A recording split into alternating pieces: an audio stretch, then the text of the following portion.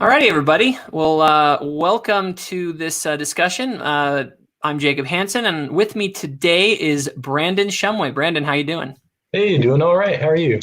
Good.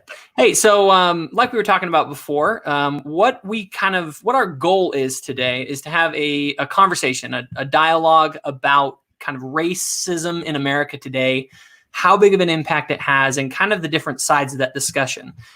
You and I have interacted online for a while, and we're on different sides of this coin, right? Yeah. And so a lot of people run away from those kind of conversations. I think it's very healthy if you find a mature person, and I think you're mature. I'm hoping that you think that I'm somewhat mature, and we're mature enough to kind of dialogue about this. Specifically, I want to make sure that I understand your perspective, because there's a difference. I can understand you and still disagree, right? And you can understand me and we can still disagree, and that's a good thing. But if we don't understand each other, then we're just talking past each other. And I think a lot of that happens today, where we don't take the time to really understand and steel man kind of each other's positions to make sure that we understand. I always say, let's understand our disagreement. We don't necessarily need to have consensus. Yeah, so, I totally agree with that. I think that's just such a mature way to approach an issue like this. Well, let's see what we can do with it. So first and foremost, I think we had talked about getting into sort of definitions of racism and kind of the different ways that when people use that word, they can mean very different things. So let's start kind of with your perspective on that. Like when you say racism or you say someone's being racist, what's kind of the meaning behind that term to you? Sure. Well, I think I grew up kind of feeling the same definition as most people understand that, racism is a belief, that white people are superior, or it's a discrimination based on that belief. If you looked in a Webster's dictionary a year ago, it said that. That was kind of the definition that was agreed upon by society. I think in one of your Facebook posts, you had pointed out that it wasn't even really a word that was used a lot until like the 1970s, because before that was just all there was racism. And so when we developed something that wasn't racism anymore, we were like, well, how do we talk about the problem that still exists? And so they developed this word. And I think today we're seeing that there's still a great deal of like racial disparities out there in the world. We're seeing a lot of problems that seem to fall along racial lines, and the old like definition that's like based on like beliefs. I think the great majority, 99% of Americans are all on board now that one race is not superior to another. So that kind of old definition of racism doesn't seem to be what's explaining things anymore. So and just to comment on that, you actually are in agreement then that the old racism, as it were, like full on, like, KKK guys type racism is actually fairly small. That kind of racism isn't out there. And so when you're talking about racism, you're actually talking about something that goes beyond kind of the traditional sort of, we hate black people kind of. Right, and I think that's like really important to understand too from both sides of the political spectrum, because I think there's still some people on the left that when they hear something like systemic racism, they think, oh, everybody's still racist. Everybody still thinks that stuff. Why do they still think that stuff? And they maybe conceptualize that in a little bit more antagonistic or aggressive way. And that I think can lead to some like really bad misunderstandings. If you start to think that all cops are, that kind of racism, that's the kind of like mentality that leads people to do things like shoot cops. And I think that leads to just as much, harm as the beliefs of racism. Like people who actually still have those overt racist tendencies. So you're more addressing then racism in the systemic variety, kind of we always hear that term, systemic racism, and maybe that you can agree that there's racism. Let's just use that term to delineate it. That's kind of the old school that, and you may say that we've largely overcome that. But the question then that I go down to is, okay, then let's talk about the definition that you have for systemic racism. Mm-hmm. Yeah, and I think it is systemic racism. I was kind of when I've been taught this in some of my public health classes, they described like three different types of racism that are present in the current like modern society, or the most prevalent. And there's interpersonal racism, and that's it used to be more overt, but those kinds of things tend to be more like unconscious bias sorts of things now, or things that are like just negative stereotypes that are like reinforced by maybe non-racialized descriptions of that event, Mm-hmm. end up negatively affecting people of color. And then there's like internalized racism, where people kind of grow up with like these disparities around them and then start to internalize that and believe themselves maybe that they're inferior, or feel like the world is telling them that they're inferior, and that also has negative impacts on people. And then that third kind, the systemic or institutionalized racism you're talking about, that's kind of like the historical injustices, the things that have set society up in an unequal way. So I think so now the way, if you look, the Webster Merriam Dictionary version, it was changed just in the last few months, just with all of this going on, to reflect this kind of updated version of what racism is.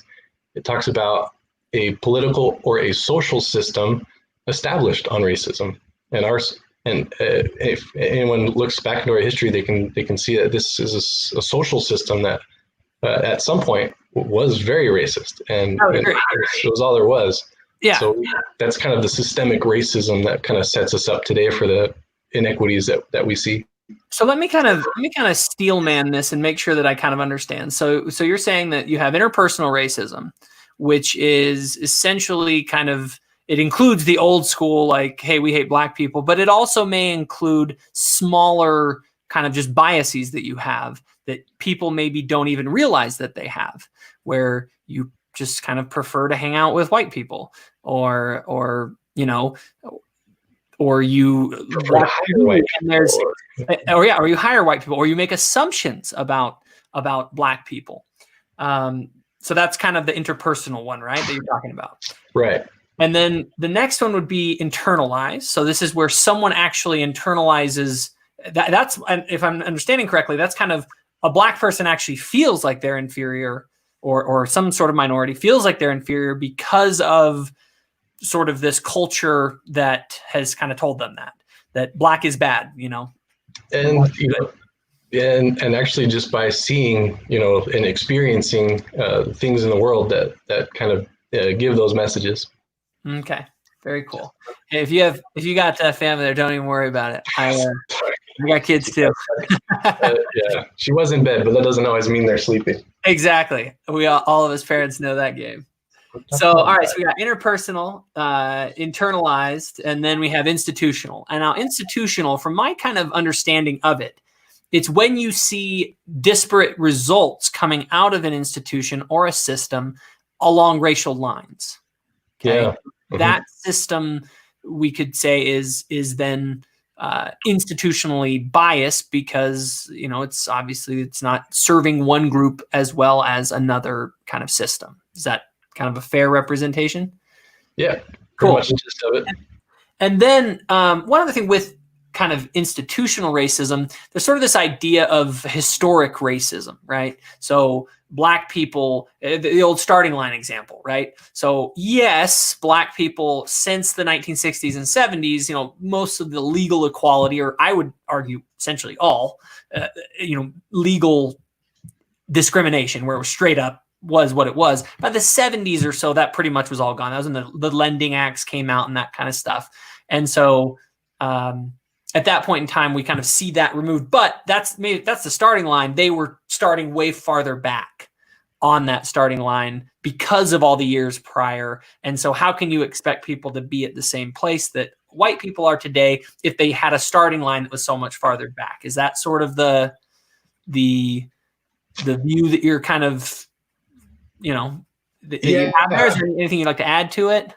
Yeah, no, I think that's fair enough. And I think it would be important to add this, just that like those disparities kind of they contribute to the other two types of racism. So, when people, they're afraid of Black people because they see that Black people maybe are in jail more often, and there's that idea maybe they commit more crimes as well, and so that means that I should be more careful around Black people, and they use these heuristics to kind of like make judgments. And skin color is one of those things that's superficial. It's something you can see, and people use it to make judgments on one person when all that really associates them with that negative thing is their race. Yeah, a stereotype essentially. Right. And there is that definitely does happen in society. So I want to explore a couple of these and maybe push back on them a little bit. So, or some of the things. So do you, well, one thing that I kind of see with this and I'll go through kind of each one of them. So on interpersonal racism, agree 100% that we make judgments based on our group, right? And specifically, I would argue culturally, right? I would argue that most white people, if you have a Black person living in their neighborhood, unless they're, like you said, the old school, hardcore, crazy racist types, which we both agree there's very few of, most people, the vast majority, if they have a Black person living on their street who likes the same sports that they do, that's, just like, is a doctor or something, they're not like, get this guy out of my neighborhood, because they aren't ultimately racist. Mm-hmm. They may have an issue if a white person moves onto their street who's listening to particular types of music, who's acting a particular way. And so there is a cultural difference. But the thing is that culture, in my mind, doesn't run down racial lines because there's a lot of carryover. Mm-hmm. You got white guys that are just as much thugs as a Black person, and you have Black people that, and even framing it that way isn't even right, because it isn't Black or white, and anyone who does that is being racist, right? When you begin to put it along racial lines, I say, look, a person who's behaving in a healthy way and has a healthy set of values and things that their behavior and their values are healthy, I don't give a crap what your race is. And on the other side of the scale, if you have bad values and are doing bad things, then I'm not like okay with that. So I wrote a blog about this sort of idea of group bias versus racism. We all have group bias, and usually that falls along cultural lines, not necessarily racial lines. I went to BYU Hawaii, which is the most racially diverse school on the planet. There were 3,000 students and like 180 nations represented. But we were not multicultural per se. We all had a common culture, and we all had different, culture, like small culture, like the food we eat and things like that, shows we like. But generally speaking, we shared this unified identity. And so while there may have been, so I guess the whole point I'm driving at here is, do you distinguish, or that's what I'd ask you is, do you distinguish between kind of group bias versus racism? And does that kind of explain the majority of the interpersonal differences that we see on kind of a racial level? Well, so I think it is important to distinguish between those things, but to say that one exists is not mutually exclusive to the other. And so, like, for example, when you're reading a job application, and it's somebody who is Black and they are less likely to be picked for that, you don't know anything about that person's culture from reading a resume. You don't know anything about the person that you just pulled over. You don't know anything about their culture since pulling them over. The first thing that's usually apparent is their race. I'll address the application one in a second, but I want to address the culture of pulling someone over.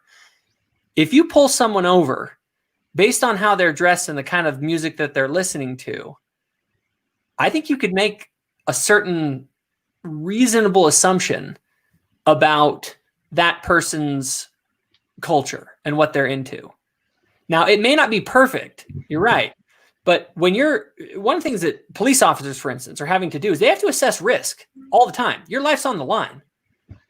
And so you happen to know that in this neighborhood, people driving certain kinds of cars, listening to certain kinds of music, white or black, are more likely to be violent. And the thing is I'm sure that if you go into the inner city, you are going to start looking around and you're going to start making assessments about your risk level based on people's appearances. And I don't think that you are being a racist for doing that. Okay. You are judging people, but race isn't necessarily the factor. Because if you had a black guy in a business suit walking down the street or a white gangbanger walking down the street, you're going to make those, you're not going to say, well, the black guy must be the bad guy because he's black, right? The line isn't racial. It's something else.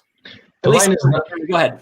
I would say the line is not only racial, but I would hesitate to say that because group bias exists also, that racial bias is not a thing. And I guess then it comes into really a question of magnitude, right? And of how much of it is based on their race versus some of these other factors, these other kind of group factors that we might call them. Now, I want to talk about something with the resume. Those resume, because I've seen the resume studies, and you're right. The resume studies are very conclusive. People with black sounding names get less callbacks. I don't dispute that fact in the slightest, but I have a question about it, or I have a take on it that I want to share with you and get your feedback on. I use this example in one of my blogs. I say, look, you have two teenagers who live in a neighborhood. Both are totally equally qualified. They have literally the exact same resume. And they're going to be watching My Little Girl. One's a boy. He's a 17-year-old boy, and I have a 17-year-old girl. And I know, based on statistics, that an unrelated male in my home with my daughter poses a far greater risk of sexual assault. Now, this boy, the boy who's applying, he's a great kid. He would never do anything wrong, but he will not get called back. Now, is that, and I'm going to ask this rhetorically, and then I'll open it up to you. Is that, I would say, if someone were to say, is that sexist? I would say, no, that's not sexism. That is simply a risk assessment based on the limited information that you have. And unfortunately, young black males have, because they make up, and this is, they make up a 4% roughly of the population, and based on FBI statistics, make up about half of murders and robberies, that there is people who say, look, I have to make a judgment call here based on limited information. I haven't done this. And here's my thing. That sucks. That's not fair. That sucks. Yeah. Your young black male is not getting a call back, not because of him, just like the teenage boy. He'd never do anything wrong. But because of the group that he's associated with and the reputation of that group, he gets affected by it. The Church of Jesus Christ of Latter-day Saints. People make judgments about me based on that group. So again, my whole thing is that I feel like group bias does a better job of explaining it than pure racism, but there is some interplay between those, because a racial group is a group, and there are certain stereotypes that exist no matter what way you cut a group. Anyway, let you thoughts on that. Well, so I agree that's a horrible thing though when that happens, and for that whether it's the boy babysitter that doesn't get the job, or it's the black guy, I think either way we have to be aware that those biases exist and conscious and just do some like deep work to try to root out some of that, that conscious, that unconscious bias that's happening there. So I think we both recognize that sucks. So I think that the way that we kind of redefine, what does racism look like? The reason why I think that's important is so that you can think of it in those terms, that is racism. When black people with the same resumes are getting the job less often, that's a discrimination based on race that's happening. And maybe that person is making that decision based on statistics of crime or some other like maybe non-racialized issue, but it comes down to it does affect someone of that race. It affects people by race. Well, and so being able to think about that as racism, something that we want to avoid, is something that makes for conscious efforts to change it. And maybe that it's funny how language works, because at the end of the day, we both can say whatever we call this, that sucks for that young man or that young woman. And are there ways that we as individuals can take more time to make sure that we get to know someone before we allow them to, or, before we make these kind of judgment calls? I can tell you right now, though, I actually have a rule. My rule is no unrelated males are allowed to be alone with my daughters, like totally alone, right? Essentially, except for, obviously very doctors, whatever, fine. But when it comes to like babysitters, like I won't hire young men unless they're like immediate family, essentially. And I think a lot of people have that rule. And it's we have a male babysitter, by the way, just to what was that? We have a male babysitter, by the way, so I'll just great. Put that out there as a disclaimer. It was funny. I did babysit. I did babysit a few times. But actually, what changed my whole perspective on this, is a little off subject, was because I had a friend of mine in my ward who was a prosecutor for sex crimes on minors. It was like the worst job ever. I was like, oh my gosh, like how do you survive? Like you literally deal with people who sexually abuse kids all day. And he said, I was asking, like, do you notice any patterns? And he just immediately fired off. He said, unrelated males in the house. He's like, he just kind of told me, he's like, don't ever, like, I have a zero tolerance policy with that. And I was like, whoa. So I haven't gone as far as him, but when I heard that from someone who's a prosecutor who deals with these kind of crimes and things, it rose my awareness. I'm probably being irrational because it probably isn't as high of a risk as I might think, but that kind of was, I don't know, when it comes to protecting your kids, some people can be a little irrational. I think I might be one of those. Anyway, so I think that's a great example. It's also like very narrow, when that young man doesn't get the babysitting job, there's lots of other, employment for young males, and people might be more willing to hire young males to mow their lawn than they would be for a young female, or so, because of biases that favor men. Yeah. And so there's that's out there, but it's for Black people, it's everything. Like if the association is with crime in general or with violence in general, I don't know of many professions that are like, oh yeah, that's the kind of people we're looking for. And so it affects such a broad like spectrum of things in our society, that it's everywhere, and it affects them in a very real way. And at some level, and I don't think we disagree there. See, I think that the left and the right probably could have a lot of agreement when it comes to these sort of things. However, and this is where I think there's a reason that the words that are used, right? We have a definitional difference here, not necessarily really that substantive when it comes to some of these issues, but words matter. And I worry that the racism, and this at least from the perspective of the right, it's a tool. That word is a bludgeon. Remember, the ultimate evil person in the world, that people disagree about a lot of stuff, but everybody agrees that Adolf Hitler was he is the devil incarnate, right? Yeah. He is literally like most people don't believe in the devil, they believe in Adolf Hitler, right? So he is the devil incarnate. And so when you call someone a racist, you associate them with Hitler. It's basically like calling that person the devil, and it creates this moral kind of outrage against that person. And so I worry that our rhetoric on these things, in using the term racism rather than maybe a term like group bias, that I guess I'll ask you, do you think that terminology is politicized in these racial discussions? I would say that it can be, and when it is, I would say that that's used inappropriately. I think if the only thing you think when you think racism is Adolf Hitler, you're not using the same definitions as people. So I do see it, like I said at the beginning, I see that same problem with people on the left. If someone goes out and kills a cop because they think all cops are racists, and that racists are like Hitler, that is pathological. That's a bad idea that makes a good person do a bad thing. So I think that's why it's so important to understand what are we talking about when we're talking about racism, both on the right and the left. And I think there is utility in calling it racism because it causes us to step back and think. Those kinds of decisions that we're talking about, those subconscious like heuristics that we use, like those are useful maybe for split-second decisions that we have to make a quick choice and we don't have more information. But there's lots of places in our society where we're still using these heuristic tools in ways that we shouldn't. When we can get to know somebody better, when we can look past the color of somebody's skin and get to know what else is in that resume, what's in that person, and use those as a better tool for making the world a place we want it to be.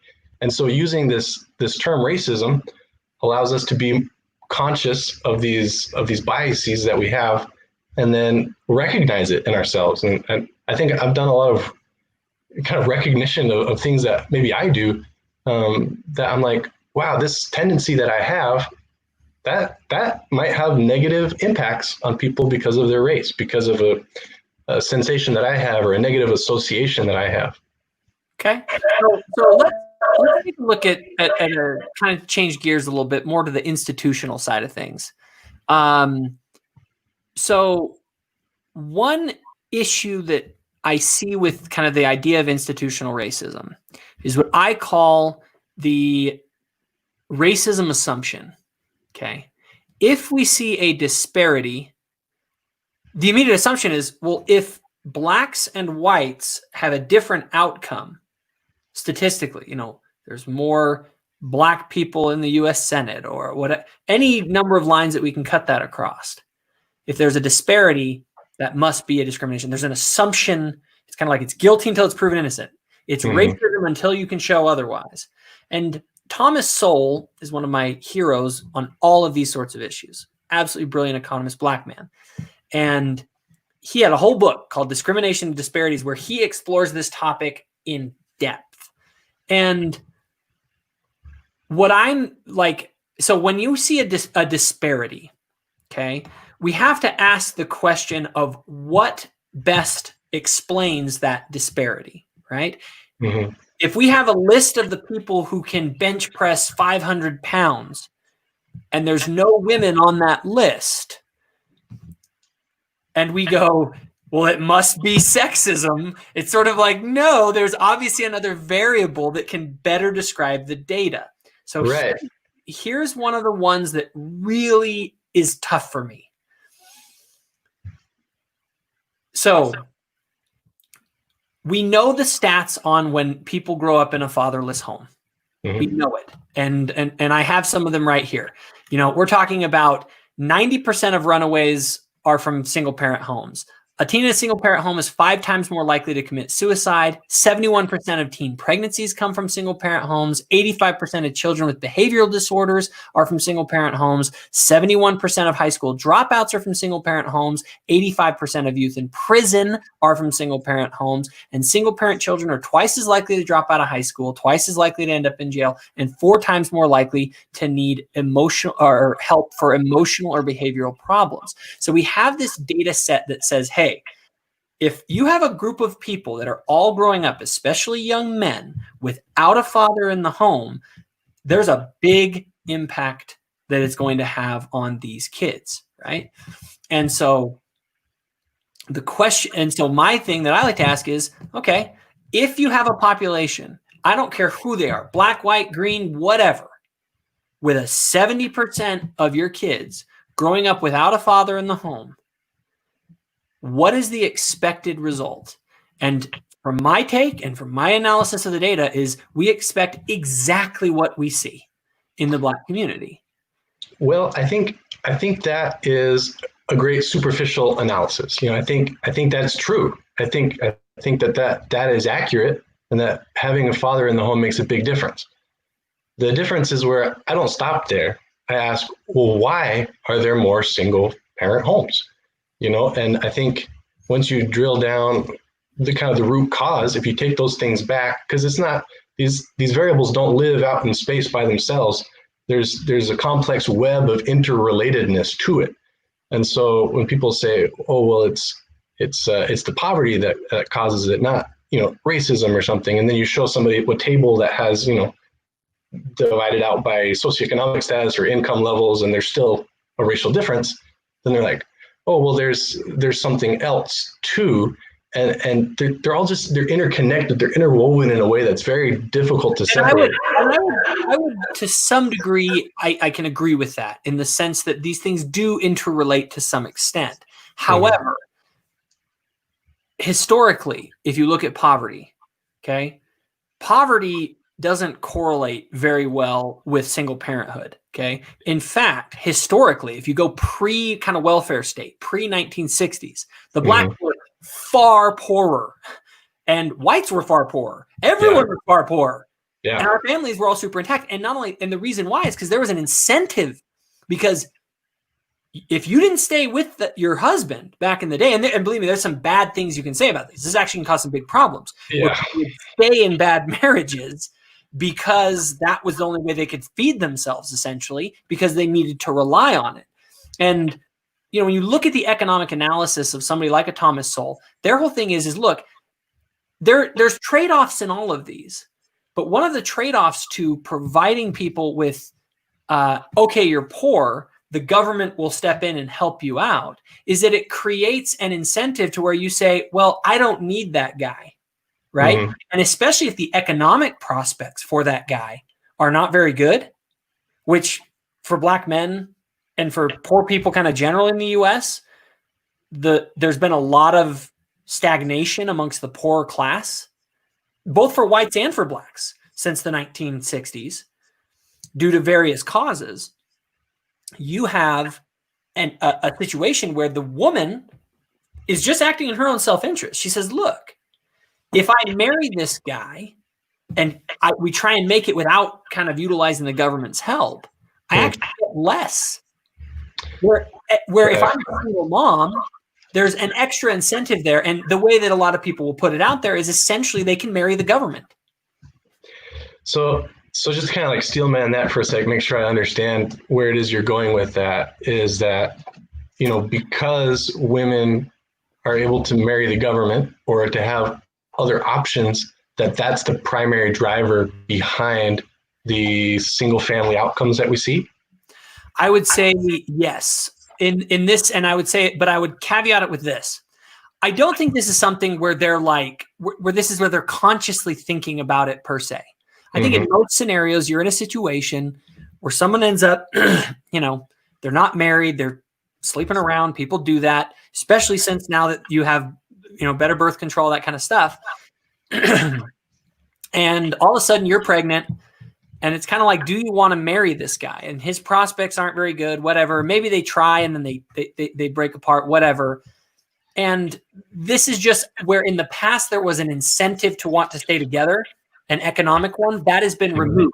And there are benefits to that. But this is not something that happened in the US, and it's not just something that happened to black people. It happened in almost every country with a welfare state amongst their poorer classes, including whites in the US. All of us. In fact, whites saw a greater percentage increase going from like 5% single parent to like 20% today, where blacks started at 20 and they went to 70. So as a percentage, it actually increased more for whites even than blacks. But my thing is when I look at that data, I go, okay, what explains all of these? It just so happens that right when the welfare state, in all of these countries where the welfare state exists, you start seeing single motherhood rates shoot through the roof. And so I can't help but think that's the best explanation, though it may not be the only one. Well, so I think this is actually something that I've actually looked into a lot. Kind of this idea that you're talking about, this political theory that's what's driving this single motherhood, is kind of it was made popular by a book called Losing Ground. It was published in 1984 by a guy named Charles Murray. And that was kind of like the Reagan era, kind of like pushing back on this welfare state. I'm familiar with Charles Murray. I haven't read that book, but I've read several of his others. Yeah, and so he's kind of like this, he's a very critical thinker, and he's very I guess he's the kind of the one who kind of organized that theory and kind of made it popular back in the 80s. And so there's been a lot of ways that the academic world has responded to those ideas, and that's to study it, to look at that and break it down and say, well, do some of these theoretical hypotheses, do they actually make sense in the real world? Like, for example, do single parent homes increase among families that don't have access to welfare or are not like receiving welfare? And the reality is they're increasing whether or not you have, welfare at very similar rates. And so to describe that as like a driver of wealth of that broken home, it doesn't make sense empirically when you look at the data and you break it down and you tease out these other factors that are also playing a part. So like even like the amount of welfare that people are receiving, the actual dollar amount that people got in the 70s, it was decreased all the way through like the mid 80s, kind of downtrended. But at that same time, you see a dramatic increase in the breaking apart of families. So I agree that it's a problem, but I think to say that welfare is the primary driver of it, it only makes sense in theory. But the empirical data does not support that as being a causative agent. And I think we could, without having the specific stuff, and in a conversation like this, it might be difficult to look at that empirical data, because I would be very interested in seeing some of that. The empirical data that I kind of am referencing plays out over, I guess, we're looking at different data sets. Mine is looking at, okay, let's go pre-1960s, all the families are together. Now, granted, I would say this. Obviously, welfare didn't exist before then, but there were a lot of things that were different prior to the 1960s when it comes to family and sexuality and things like that. I think another huge driver of it for all races is the sexual revolution. To say that didn't have an effect, or the pill, on all of these. Those things were the primary drivers, maybe, instead of things like welfare. So, but my whole thing is just this. I think that they all had a role to play. Okay. I don't necessarily say one. I think, and again, maybe we could debate what is the primary driver. Was it the sexual revolution? Was it what? But at the end of the day, I had a good conversation with a black friend of mine recently. We did an interview like this, and he said it real square. He said, it wasn't the white man that kept my parents from getting married and staying together. You know what I mean? It's like at some point, like, I'm big on this. I think that there's a racism of low expectations. Okay. It's where you kind of say, well, we can't expect people to take personal responsibility. And at some point I have to say, because they're victims, right? Because if you're a victim, like, personal responsibility, we just dump that out the window if you're in a victim class. Because you're in the victim class, we can't say that you have anything to do with any of your problems. And I'm not saying that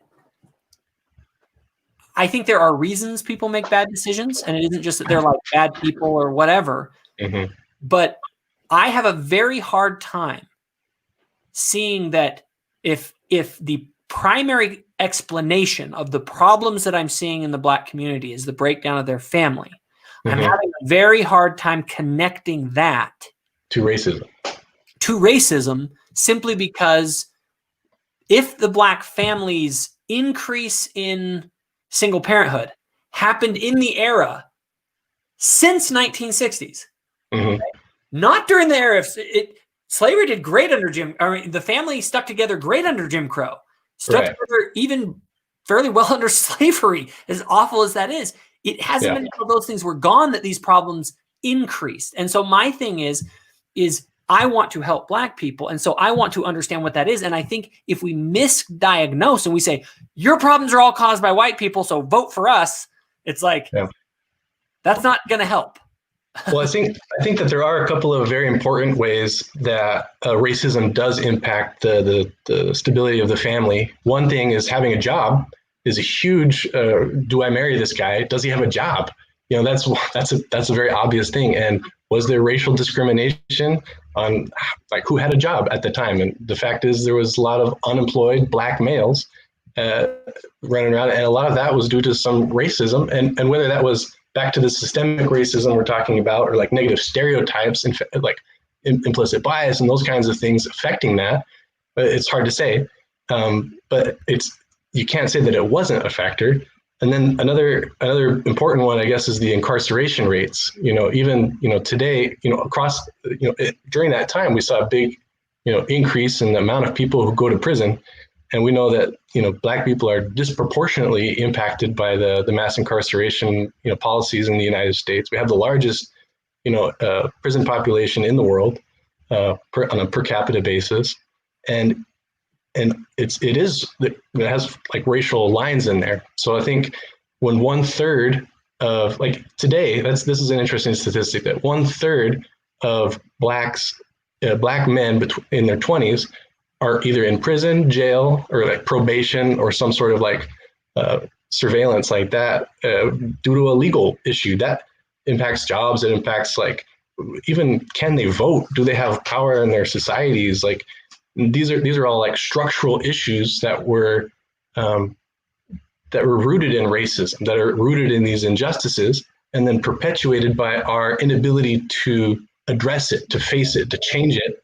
And I think being able to talk about it as racism still, and use that terminology can help us move from that reptilian, hierarchical thinking or heuristical thinking, and move more into like a conscious, more developed society as we try to move past some of those issues and correct for the injustices of the past. So as I look into that issue, specifically kind of mass incarceration and what's kind of caused Black poverty, because that's kind of what you're saying here, is that poverty and jobs is a major factor in kind of family stability, and racism has played a role in that.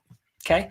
And again, a lot of it comes down to, I'm not saying that that's not a factor. Obviously, go look at the studies of, Black people getting callbacks on jobs, and it's true. However, when we look at some of the other factors, I want to explore all the variables and figure out how big of a problem is this compared to other things. Mm-hmm. So one thing that was very, very difficult, this is I'll give you kind of my narrative of what happened in why since the 1960s things have been so rough. Essentially what you had happen was in the 1960s, Blacks begin to get a greater level of political equality. However, at that same time, remember, Blacks generally have always been kind of low-skilled to mid-skilled workers as a general population, right? Obviously, there's Black doctors and for reasons, yeah.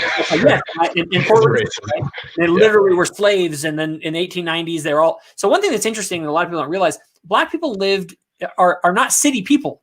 They used to live in the rural South, working in agriculture, like in slaves, and then later as farm laborers. They in the early 20th century, they moved into the cities to work factory jobs, essentially. And that's why you have a ton of Black people in a place like Detroit. Like, why are there so many Black people in the freezing cold Detroit, way far away, as far from the South as you can get? It's because of industrialization and the factories and all that kind of stuff. Well, what happened, if anyone studies economic history, to those jobs in the 1960s? They began industrialization, yeah. And so and since the 1960s, we've had automation, we've had outsourcing, and we've had an inflow of more inexpensive labor into our country in the form of illegal immigration. And so what happens is, if you are that's the reason for all classes, including Blacks, wages at the lower levels have been stagnant. There's been all sorts of problems because essentially everyone forgot about the lower classes when it comes to economics. And everyone just like, well, we'll give them lots of money. They'll all go to college and everyone will become computer programmers. It's like, no, that isn't the way that it works. Yeah. And so I think that those economic factors, I don't care, take racism away. Look at whites. Charles Murray has a new book out recently that I read. And he focused specifically on whites. And he says, well, upper class whites are doing great, but the lower class whites are seeing almost all the same problems that the Black community is seeing. And what that says is, it says a lot of this that we're seeing. I'm not saying racism doesn't exist or that isn't something that we can improve or whatever, but this has been the analogy that I've been using. Everyone's freaking out about, let's imagine that arguing about how energy efficient are our windows in our house while the house is burning down. It's like, we need to focus on, like, I'm fine with it. We could talk about the energy efficient windows, but let's take our first step and put all of our focus into these other things. Because if we can get those things right, then we'll see how much problem remains. But I believe, and this is why I think that the conversation doesn't go that direction, is because of politics. Because there is a political incentive to label one group as the racists. And they're the bad guys. And therefore, that's why Donald Trump, for instance, and we obviously have different opinions of him, but there is one fact that I think we could both agree on. Prior to his election, there wasn't some mass hysteria about Donald Trump being some flaming racist. Then he gets elected, and all of a sudden now he is. I can't help but look at that and say, there's some political games being played in all this. I'll let you give some thoughts on that. Sure. Just a couple of quick comments on the industrialization statistics. I've taken a look. It looks like on a local level, what you're saying is true. Specifically in Detroit and Chicago, those are two places where that's been very well described. It's actually more in so like in other places, urban areas where there's higher Black populations. There's a lot more, I guess, job growth because more Blacks in the public sector, for example, is one of the places where we actually saw decreases in poverty during the same time period. And so if you average those out over a national scale, the whole deindustrialization being the cause of Black poverty actually does disappear. So that in and of itself doesn't, on a national level, describe what's happening, although in some specific areas it does. But I think just kind of like to take a little bit, like to back up and give it a little bit more 10,000 foot view, like on like a more, just a bigger level, it comes back to, well, how then do we describe the root cause of those differences, those disparities, and make it better? Because I think at the end of the day, that's what we all want to do. We want to make a society where we all have equal opportunity, if not equal, outcomes. People have different interests. They have different biological capacities. We're not going to create, equal outcomes for white people in the NBA. This is not going to happen. Or those women are just not going to be, the world record holders for the bench press. There are some things that aren't going to be able to change. So we have to nail down, well, is there a biological basis to the outcomes we're seeing for like crime rates among Blacks? And that used to be a very common notion, this concept of eugenics and white people are superior. This is biological. And that is definitely something that science has disproven just time and time again. So it's not biological. And we can debate the differences of is it the welfare state, or is it the discrimination on like jobs? Is it not having equal access to like schools and things like that? But at the end of the day, you're looking at what is it? It's the environment that people are growing up in. It seems to be the difference between success and failure.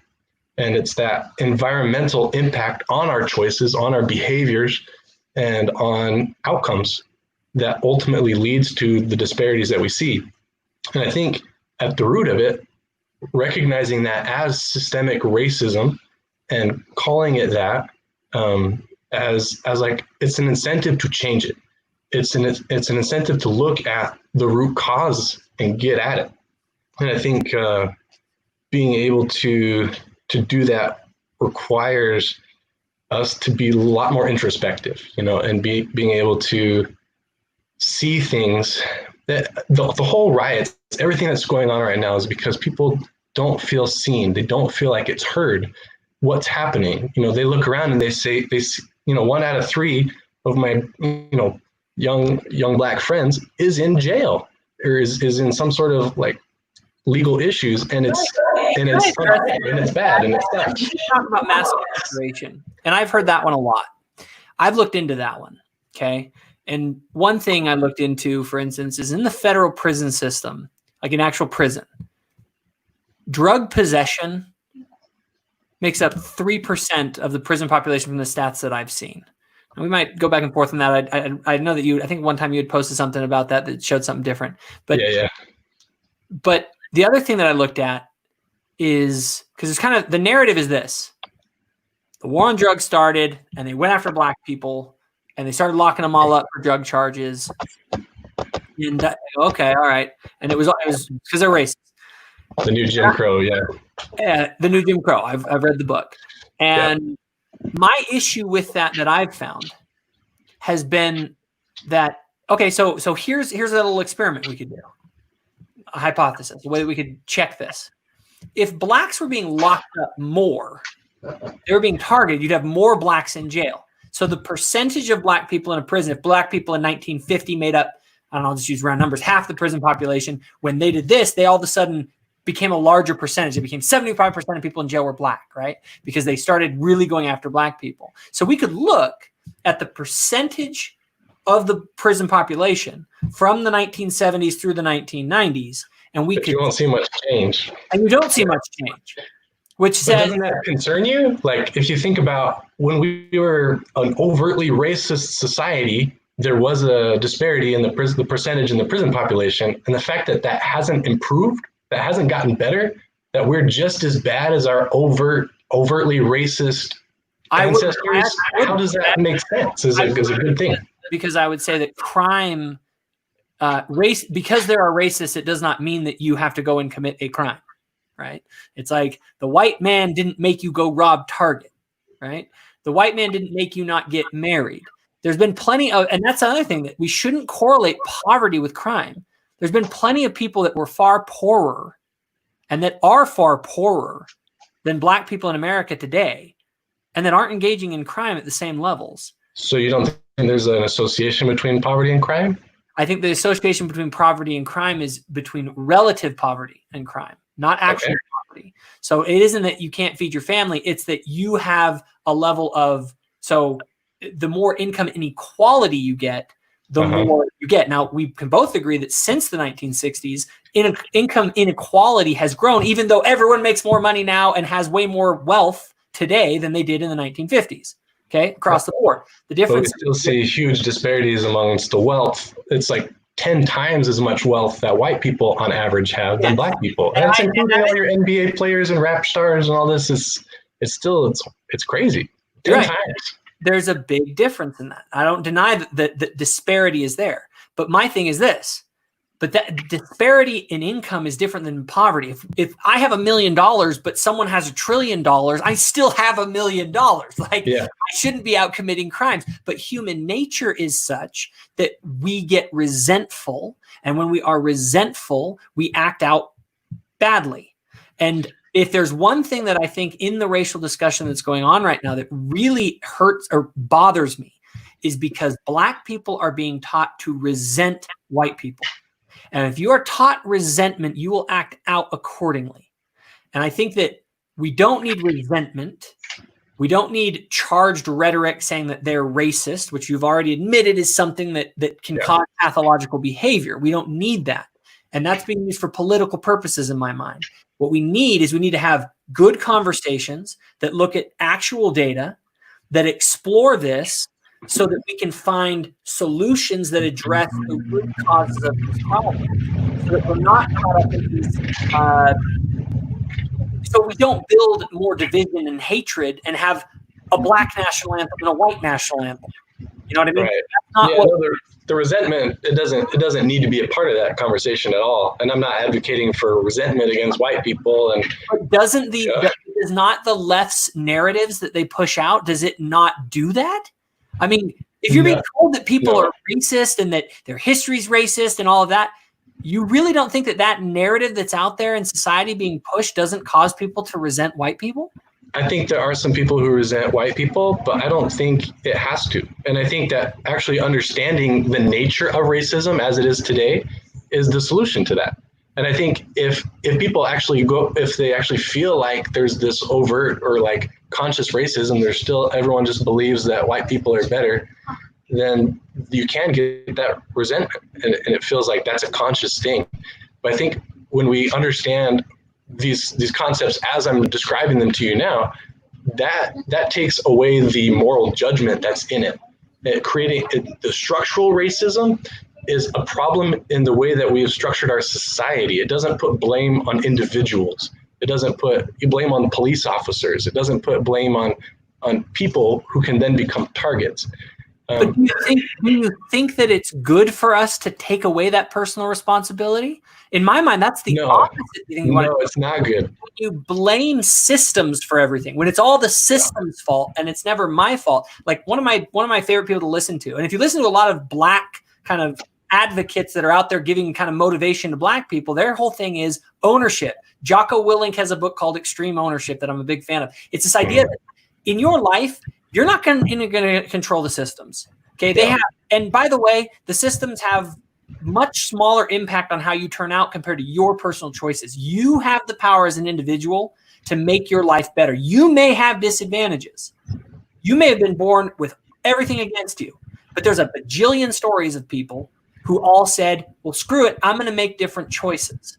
And that to me that's the message. Not when your message is the system is corrupt, white people have privilege, they're out to get you. That's a disempowering message. The message should be, you live in America and you can make yourself whatever you want to be. And we've removed all legal barriers. And yeah, white people, you can't control what other people think or do. You can only control what you do. So that makes it all the more frustrating when a young Black man encounters a situation where he can't find a job, or like he's seeing the actual impacts of structure on his world, but he's been fed this narrative that it's all your individual responsibility, and then he fails because of some structural impact. It's not either or, it's both. I would say if I were that Black man, my thing would be, I'd be pissed off not at the white people. I'd be pissed off that so many Black people in my community are committing crime and giving me a bad name.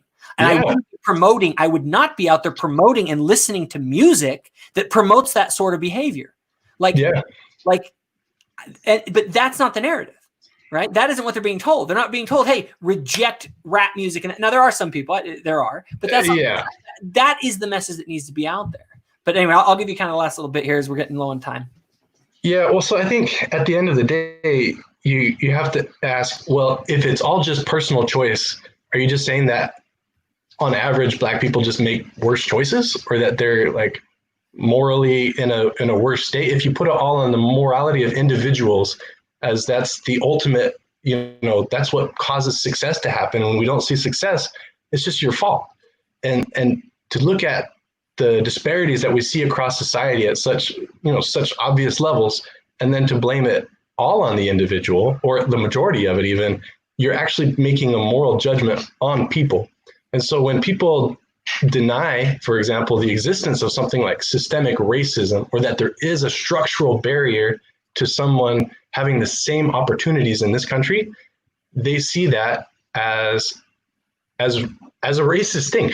By saying that racism doesn't exist, it feels like a denial of the reality that you're seeing in the world, or you're calling that a judgment on them as a people, again, a moral judgment. And that's what's being pushed back against right now. And I think people are listening. Like, for the first time in a long time, people are having discussions about race, including this one. And I'm glad that you are listening to the BLM people and having these conversations.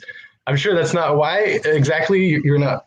Well, no, but as a reaction to that, I think it's reached a level though that, they're rattling windows, they're burning buildings. This is something that is shaking our nation and forcing a conversation in a way that it never has before. And for the first time, I think we're talking about these hard issues and trying to get at the issue of, is this, just an individual's like failure, or is our society in some way sick, and how can we fix it? So I think on a policy level, we can have that discussion about what we can do to improve systems and all of that. I don't have a problem with that. And I think policies have been really detrimental. In fact, I would probably blame bad policies as the primary driver of the breakup of the Black family. I don't say it's all individual choice. I would not say that. However, when I talk to an individual person, and everyone ultimately is an individual, I say, look, you don't have to go down the same route here. In fact, if anything, what you should say to a Black person is, hey, get married, have kids in wedlock, stick with that person, get an education, all that kind of stuff. There are odds probably stacked against you. There's odds stacked against different people for different things, right?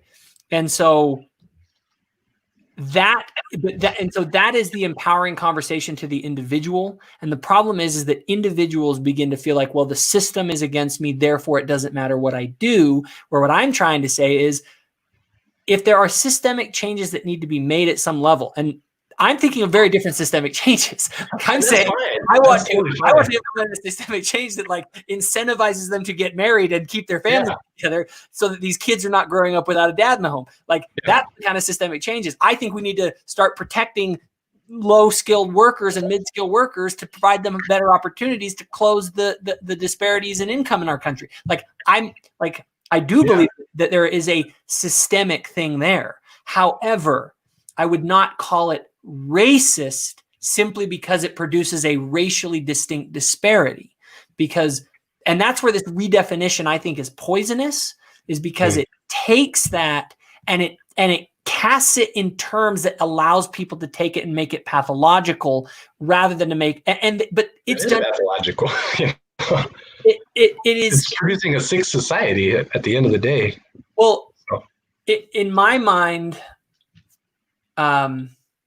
the way forward is to empower the Black individual to make better choices, because a lot of them are making bad choices, and they don't have to make those choices. The systems don't make you. I always say there's a difference between, and this is a difference in worldview. I'm not a determinist. Yeah, me neither. I believe that people can make choices despite bad influences. Yeah, me too. If you're born to a single mother, like we need to get someone in there that is helping that kid to say, you can choose different. You should choose different, right? And so while the systems can create influences, I think people can choose differently, but I also think we need to change some of these systems. And I think that framing the systems in those terms, again, it's funny. Like I think this conversation, there's one thing I've pulled out of it, is that much of our issues aren't as big as we think, but the language that we use to describe them causes a greater divide between people on either side of this argument. So I think that the definitions, the actual definition in the Webster Merriam dictionary has changed, and to include this definition that is like systemic racism instead of just beliefs. And I think our society in general is moving towards speaking in this way. So I think that, I appreciate maybe the reasons why you're afraid of that being a charged word or something that will cause bad reactions, and that's played out in the real world. There's been some very bad reactions on people on the extreme left to these notions of systemic racism. But I think and whether at the end of the day, if I don't dissuade you from this belief that the welfare state's the driving factor behind broken families, I hope that at least when people talk about systemic racism, that will be what comes to mind. That in your mind you can think, that is the system that's breaking families and causing bad outcomes, and that structure is negatively impacting this group disproportionately. And that's not a moralized statement. There's no person to blame for that, but your concepts of how the structures are impacting outcomes. I hope when people use that word that your concepts of what's the structural issues causing that will come up. And you'll think of those things instead of this knee-jerk reaction to resist those kinds of labels.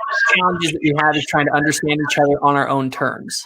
Okay. Yeah. I found that in having these sorts of conversations, that oftentimes what we find is that we're not as crazy on other sides of issues as we think. And I think that in some of the forums that we're involved in, it's very, very easy to, when you're online having discussions, to do that. I think social media exacerbates some of these problems, unfortunately, which is one of the reasons I want to have more of these kind of live conversations. But at the end of the day, one thing I think that I hope that other people realize, and I think you already kind of do because you're a level-headed guy, is my intention in all of this is to help people. It's to It's to make the deaths in Chicago and these kind of places stop. Yeah.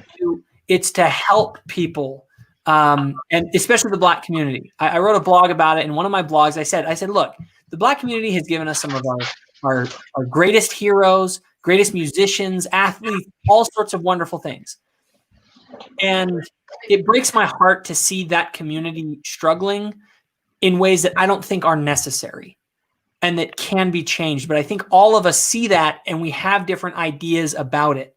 I worry that the politics involved end up becoming the onus, and they basically, Black people become a political football. And I worry about that.